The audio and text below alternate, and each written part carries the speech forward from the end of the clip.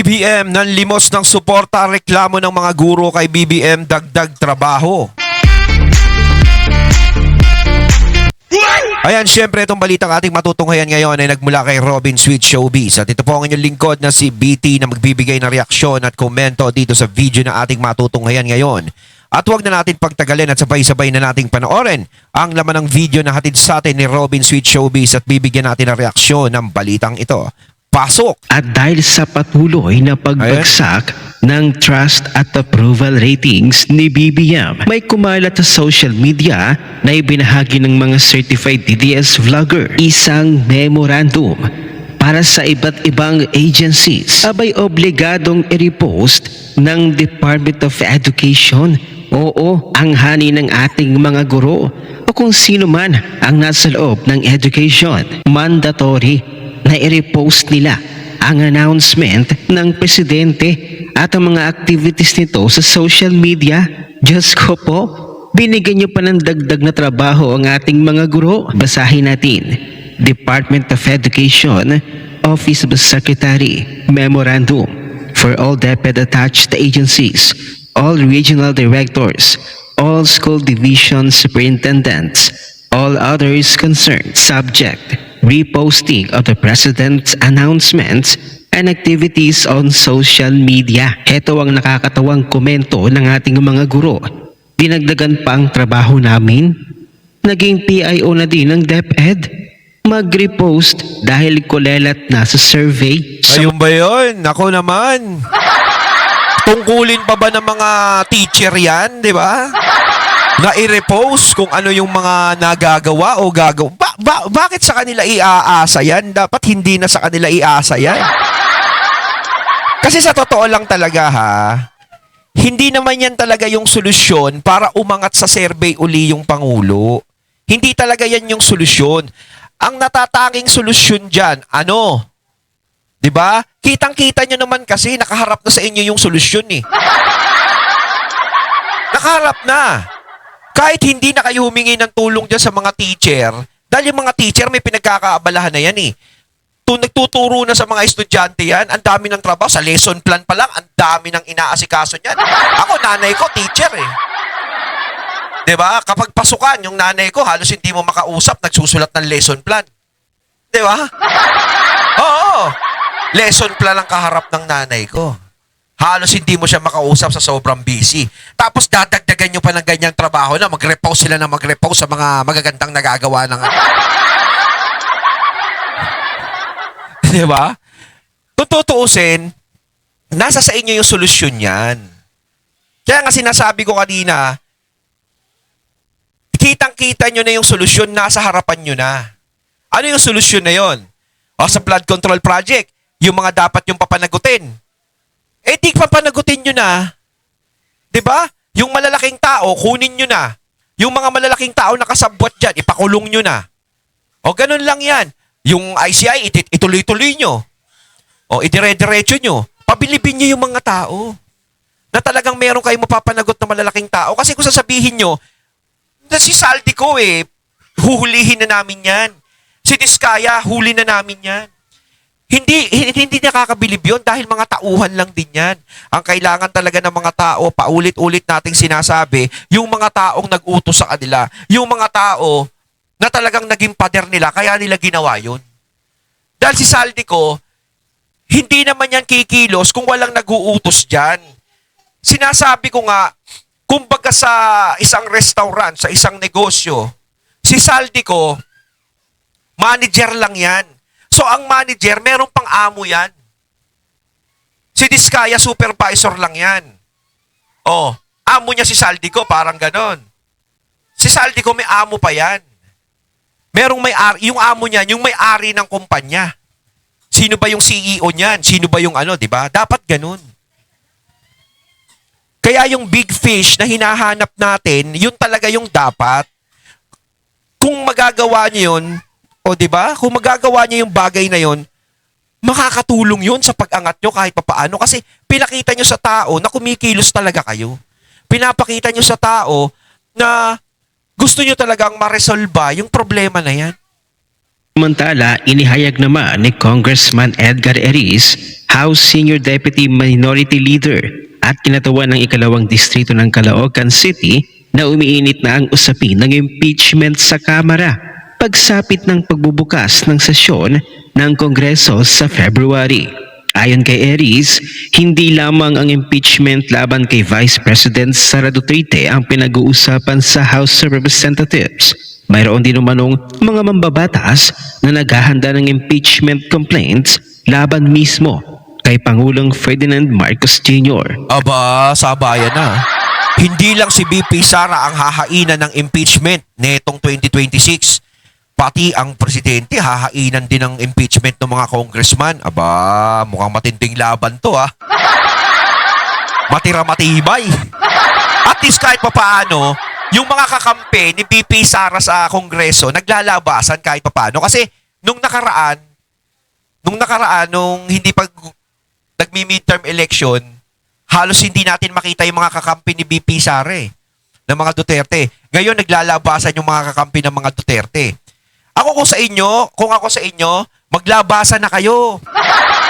Huwag na kayong matakot. Alam nyo kung bakit? Malapit na 2028. Ipakita nyo naman kay BP Sara na, eto kami, nasa tabi mo kami. Para naman pag nanalo siyang presidente, madali niya kayo marirecognize. De, joke lang. Totoo lang talaga, di ba? Dapat silang lumabas. Huwag silang matakot. Di ba? Katulad niya, may mga lumabas na katulad ni Erice, si Libiste, si Barsaga, si Marcoleta, etc., etc. May mga naglalabasan na matatapang na congressman. 'Di ba? Kaya labas na kayo. 'Di ba? Pakita nyo na, kumbaga sabayan na, 'di ba? Aniya, mukhang medyo exciting yung House sa Pebrero. Palagay ko hindi lang yung impeachment ni Vice President Sara yung naulihigan ko.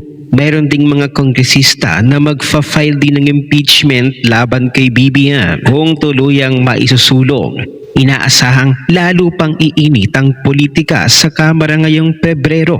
Kasabay, Sa totoo lang talaga, iinit talaga sa Pebrero yan, pero talagang mas mainit ang eleksyon sa 2028. Sagasaan yan. Oo. Ako, napapansin ko, kayo mga katunay, mapapansin nyo sa 2028 talaga magiging matindi eleksyon yan. Malamang ko, banatan ng mga kampo yan. Ibig sabihin, banatan, talagang birahan yan. Mga talagang parinigan yan, paanuhan talaga yan. Pasiraan talaga ng pangalan yan. Ultimo yung mga vlogger yan, sigurado magbabakbakan yan. Sa 2028, 2027 pa nga lang yan, matindi na yan, mainit na yan. Oo. Siyempre, itidepensa. Mayroong mga taga-depensa yung mga Duterte. May mga taga-depensa naman yung administrasyon. Hindi natin alam kung sino yung isusulong na administrasyon, kung sino yung patatakbuhin nilang presidente, tsaka vice president. Kaya nandoon niya, mainit. Tapos meron pang makikisawsaw na dilawan. Kaya matindi talaga yung 2028, mga katunay. Talagang ito yung aabangan natin. Paldo-paldo na naman yung mga vlogger niyan. Ay, dako. Talaga, di ba? ng tumitinding bangayan sa budget, pananagutan at kapangyarihan sa loob ng pamahalaan. Samantala'y mariing iginiit naman ng Malacanang na pagmamaniobrang politika lamang ang umano'y bantang paghahain ng impeachment complaint laban kay BBM. Sa pahayag nitong linggo, sinabi ni Palace Press Officer Claire Castro na walang sapat na batayan ang mga pahayag kaugnay ng sinasabing planong impeachment laban sa Pangulo. At yung sinasabi ni Castro na politika lang yung paghain ng impeachment kay BBM. Sige, pagpalagay natin, ganun yung iniisip niya. Kay BP Sara din naman, politika lang yung paghain ng impeachment Pinupolitika lang din si BP Sara dahil wala ding sapat na basihan yung impeachment ni BP Sara. Halos walang katibayan. Parang ganun din di ba? Sinasagot ni Castro kung ano yung sinasabi niya at pagdidepensa niya kay BBM, di ba? Hindi ito dapat seryosohin. Aniya, nakita na namin ang pahayag na ito ng isang mambabatas. Sa puntong ito, ang mga ito ay pawang walang basehang pahayag na umano'y nagmumula sa mga taga-suporta ng isang politiko. Nananatiling nakatuon ang Pangulo sa pamumuno at sa paghatid ng resulta para sa sambayan ng Pilipino. Para sa Malacanang, malinaw ang posisyon ng Pangulo. Igagalang niya ang konstitusyon at hindi aniya makikisabay sa mga espekulasyon at maniobrang politikal. Mariin namang iginiit ni Representative Zia Alonto Adyong, kinatawan ng Lanao del Sur 1st District, na hindi kailanman dapat gawing sandatang politikal ng impeachment, lalo na laban kay Pangulong Marcos Jr. Hindi ginagamit na sandatang politikal ang impeachment. Ano yung ginagawa nyo kay BP Sara? Di ba ginagamit yung sandatang pampolitikal ang impeachment? Kayo yung mga sinasabi nyo, bumabalik sa inyo eh. Kapag kayo magsasalita, huwag kayong hahanap ng butas para bumalik sa inyo yung sinasabi nyo. Alam nyo pala sa sarili nyo eh, na huwag gamitin na sandata yan para magpabagsak ng isang tao. Bakit kayo yan yung ginagamit nyo? 125 million, yan ang nagiging problema nyo kay BP Sara. Oh, bakit yung mga bilyon-bilyon na kinurakot ayaw nyong pakialaman? So anong lumalabas dito? 'Di ba pampolitika lang din? Aminin na natin 'yon kasi kung tutuusin kay BP Sara, kumbaga wala pa sa 1/4 yun eh sa problema ng bansa natin ngayon sa kinurakot na pera. 'Di ba? Wala pa sa 1/4 yun. Yung ibinibintang nyo sa kanya. Oh. Pa-advise pa kayo ng ganyan. Ayon kay Adyong, ang impeachment ay hindi isang taktika sa politika, kundi isang seryoso at sagradong mekanismong konstitusyonal na dapat gamitin lamang kapag may malinaw at mapatutunayang paglabag. Oh, ayun naman pala eh. Alam naman pala ni Adjung yan eh. Na kung mapapatunayan na merong paglabag. Ano yung pinatunayan ng COA? Inosente si BP Sara. 'Di ba? Pero bakit gusto nyo pa rin i-impeach? Anong problema nyo? Di ba? Ang laki ba ng problema nyo sa buhay nyo? Oh, alam nyo naman pala eh. Bakit ginagawa nyo pa rin hanggang ngayon? Kaya, hindi kailanman dapat gamitin ang impeachment bilang political tool. Umiiral ito para sa mga mabibigat at mapapatunayang paglabag, hindi para lumikha ng ingay. Binigyang diin na mambabatas na malinaw sa 1987 Constitution na ang impeachment ay nangangailangan ng matibay na ebidensya at tamang proseso at hindi maaaring ibatay sa chismis, haka-haka. Oh, tama yan. Sinasabi niya, kailangan ng matibay na ebidensya. Hindi aayon sa haka-haka at chismis. Eh yung kay VP Sara, wala namang matibay na ebidensya eh. Puro nga haka-haka at chismis lang yun eh. Diba? Grabe. Bakit ganun? Alam naman pala nila sa sarili nila eh. Na ganyan yung impeachment. Oh. O partisan na pressure. Wow naman, Adyong. Pag kay BBM, hindi pwedeng mag-file ng impeachment. Pero kapag kay Vice President Sara, pwedeng-pwede. Yun nga ang masama doon eh. Alam pala ni Adjung yung mga bagay na yan. Diba? Alam pala niya. Oh, na kailangan may basihan na ganito ang impeachment. Kailangan may basihan. Oh, bakit hindi niya sinusunod? Ina-apply niya kay BP Sara.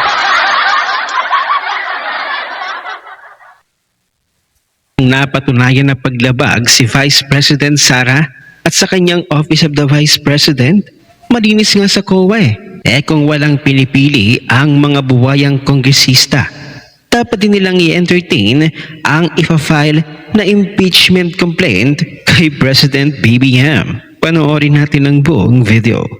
Uy, ito na. Meron daw magpa-file ng impeachment complaint laban kay Marcos. Agoy. Bago to. Meron daw magfa-file ng impeachment laban kay Marcos kasi nga wala nang tiwala ang taong bayan sa kanya. At isa sa mga grounds ay betrayal of public trust dahil daw sa pagnanakaw sa gobyerno. Sa totoo lang talaga, no? Ikaw talaga, mapapailan ka ng impeachment, mas maganda kung babasihan mo yung tao. Kasi kung yung mga tao nakikita mong ayaw na sa'yo, yun talaga. Medyo hindi na maganda yung nagiging serbisyo mo sa taong bayan kasi taong bayan na mismo nagsasabi. Diba? Yun talaga yung ka-impeach eh. Diba?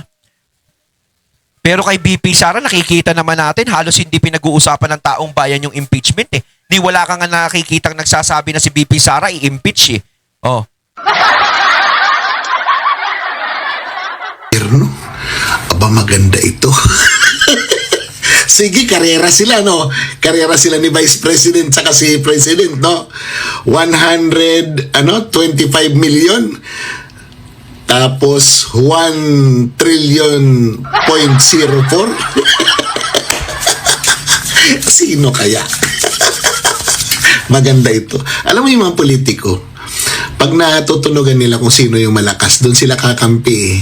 Kasi alam nila, pag hindi makuha yung impeachment kay Vice President, tapos ang buto-buto eh. Alam mo yung... Hindi, totoo yan. Kapag 2027, hindi na impeach si BP Sara at nandiyadyaan pa rin si BP Sara, nananatili pa rin Vice President, sigurado, ang daming magbabaliktaran sa administrasyon.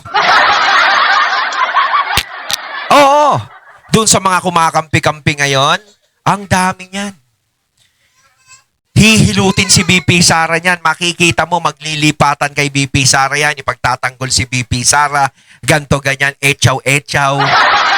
Diba? Pero si BP Sara, alam naman natin, hindi na muling magpapauto yan. Diba? Isang beses lang nila nauto yung mga Duterte, one is enough na yon. Hindi na magpapadala yan. Kaya alam niya na yung gagawin niya. Diba? Pero sigurado yan, may mga politiko, may mga ibang politiko na kumakampi ngayon sa administrasyon na talagang hihilot kay BP Sara pagdating ng 2027. Magbabago yung adhikain nila sa buhay. Sabihin nila, sorry, na-realize ko, tama ka pala, BP Sara. Pasensya ka na sa mga sinabi ko sa iyo, pasensya ka na. O, makakarinig ka ng mga gano'n. Oh, puwera na lang talaga kung matapang ka na talagang paninindigan mo kung ano yung sinasabi mo kay BP Sara kahit 2027, kahit 2028. Talagang kakalabanin mo pa rin siya. 'Di ba? O sino-sino naman kaya yung mga matatapang na yun, yung maninindigan? Kawawa dito itong mga vloggers na mga nambastos kay BP. Kawawa talaga ito. Hindi kay BP ito kawawa. Sa mga supporters ni BP, pag si BP na maging Pangulo, sigurado yan.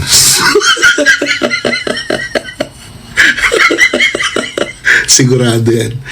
Diyan talaga yung... may magtatakbuhan talaga dyan.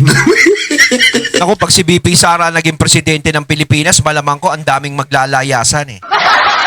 Makikita mo lahat yan mag-iimpake, pupunta ng ibang bansa.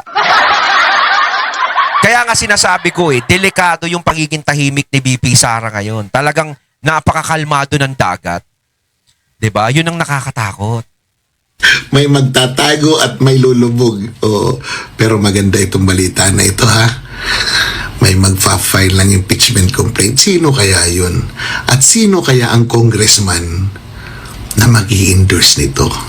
Yan! Magandang abangan yan. Kasi pag nangyari yan, kahit hindi yan matuloy, isang insulto yan sa Pangulo dahil nakaupo siya, may nakalusot na isang complaint laban sa kanya. Sa bagay, kakumpling-kumpling naman talaga siya. Tamad ang puto. Walang ginagawa o agaw tulay gang. O paano? Etong si Bayot, okay lang yan. Pag uwi dito, kupuin ko yan. May sayad ang Bayot na trinidor ng ina niya. Ano ang masasabi ninyo sa memorandum na kumakalat na ito na tila binibigyan pa ng dagdag na trabaho ang Department of Education na mag-repost ng President's announcement at ang mga activities nito sa social media? Nakakahiya, di ba? Parang ipinipilit na lamang niya ang kanyang sarili sa mga Pilipino. No choice. Ano ang inyong opinyon? Ayun, natating nato ngayon ang video na nagmula kay Robin Sweet Showbiz at syempre nato ngayon din natin ang video na binigyan natin ng reaksyon na nagmula kay Mad Tara Hug. Kayo mga katunay, anong masasabi nyo tungkol dito? Comment lang po kayo sa comment box. So once again, I'm BT and I'm out. Peace.